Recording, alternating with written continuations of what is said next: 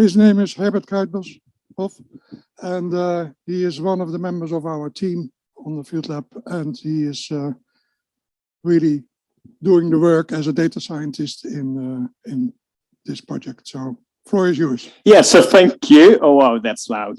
So thank you, Edwin. So I'm here to replace Tycho, who unfortunately has COVID. So yeah, that happens, I guess. And whereas Ruud told us about disinformation and the impact on society, I'm going to have a little bit of a technical approach. So I have two skeptical sort of statements here. One is about t-SNE, and t-SNE is a method to look at clusters of data points that are sort of similar in your data, especially if it's high dimensional data. And the author says, yeah, sometimes it shows you clusters, but they aren't really there.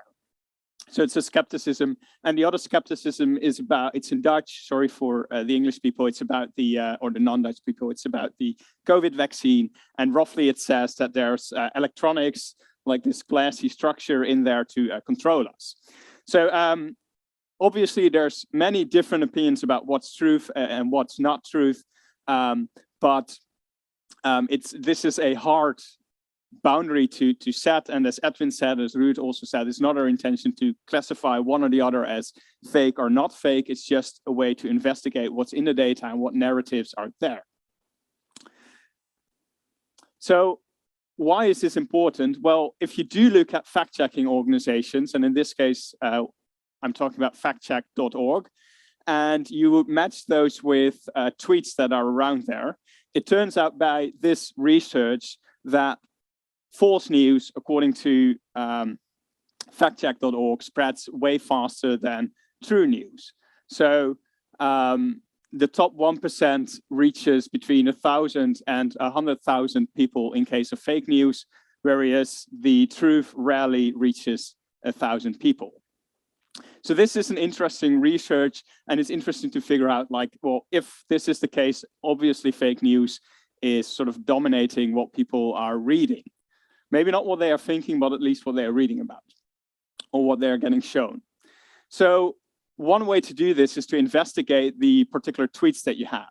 So maybe, or very often tweets share links as well, particularly if you have anything to do with news, you share sort of your source, where you got it from, and then the URLs tell you a lot about where this news is coming from. So the top news websites here, obviously Twitter is very popular because that's just tweets sharing other tweets. But there's a lot of, BBC, NY Post that are quite popular, but also the less popular links. Sometimes they are typical, disinformation websites, or at least websites with interesting narratives. Another thing that you can look at if you check your if you check what's on Twitter is the popularity of your tweets. So if you can sort of map that with respect to what is very popular but is very unpopular, you can get an idea like, why are these tweets very popular and what's in there? Why are they shared so often? So also making a heat map like this and clicking on maybe the most popular tweets can help you a lot. So this is sort of looking at rules. You try to figure out what are patterns that I can find if I just look at a dashboard of data that could lead me to a narrative like the one from Macedonia. Other things that you can do is you can look at how people behave. So are there maybe groups of people sharing the same narrative, and why are they doing that? So that's the author's behavior. And you can look at specific content. So if you look at content, sorry, going too fast, you can look at what is the actual message and is there something off about this. So looking at content can be kind of tricky.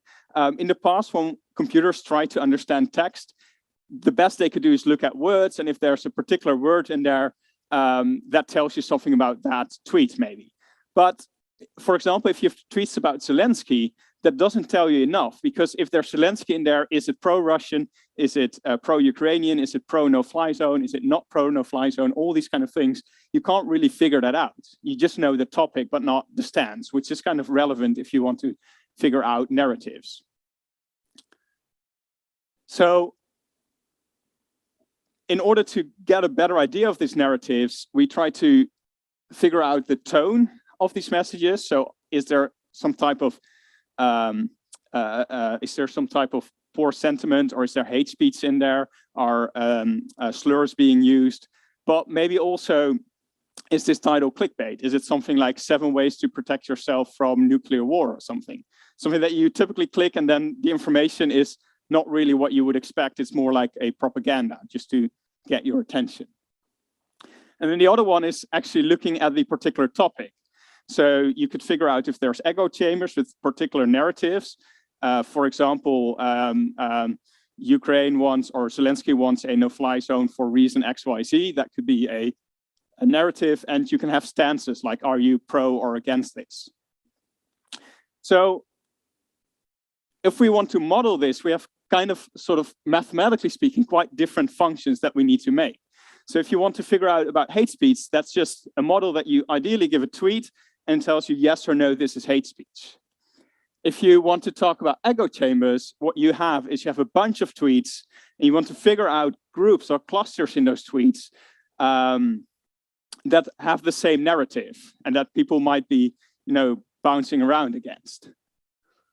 And then if you look at stances, you ideally would give it a tweet. For example, Ukraine shouldn't think that they should have a no-fly zone for reason X, Y, Z. And then you have the stance, which is no-fly zone above Ukraine. And then either you say agree or disagree, which it's still on the slide, but on the next line. So the take-home message is here that mathematically have different functions, and that also means that you need different ways to model them in a AI sense of speaking. So to do this, luckily these days, for about 3 or 4 years now, we have these transformer models. And if you would go to huggingface.co, you can find a list of about 45,000 models that are ready for you to use in Python and probably also other languages. And the interesting thing about Hugging Face is that it has 2 main components. It has your architecture, and that's just because there's so many universities inventing the same wheel in different ways with different peculiarities that can be better for whatever performance you're trying to optimize. And you have a particular task. And this is kind of the same as agriculture, where you have the farmer that has a tractor, and behind the tractor, it can attach different machineries to do plowing or cultivating or broadcasting particular nutrients or whatever. And it doesn't need to have a separate tractor for every operation it wants to do. That would be very expensive as well. And that's the same with language models. You want to have this expensive tractor, you want to build it once and then don't need to change too much about it and reuse it for as many tasks as possible. So what tasks am I talking about? One of them is maybe sentiment analysis. You give it a sentence like, je t'apprécie beaucoup, je t'aime, and that has a positive sentiment. So positive has 79% output. You can have sentence similarity.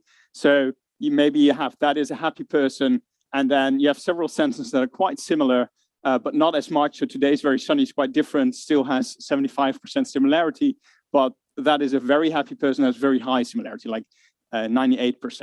So this is a different task, also a different shape of the task, so to speak, different shape of the function, but these transformer models can still solve it. You could try to find entities like locations and people in a text. That can be very useful. Maybe Zelensky is not always referred to as Zelensky, but by other names as well. So this can be very useful if you want to track all the tweets that are about Zelensky. And finally, just to give you an idea, you can also do summarization. So if you have a verbose text, you can have such models summarize it into something smaller. But language is very big. So and the way that this has worked for us humans is that we started in elementary school by doing silly tasks that you don't need in real life just to learn how language works. And based on this sort of general concept that we have, we can now do more complicated things, ideally like writing scientific papers or funding requests.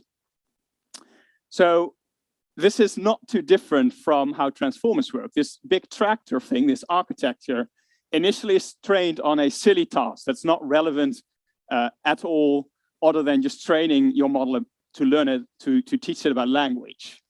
So in this case, it says the goal of life, and the model has to pick the masked word. So it can be happiness, love, peace, freedom, or simplicity according to the model. And you can see that has low probabilities, like 8 to 3%.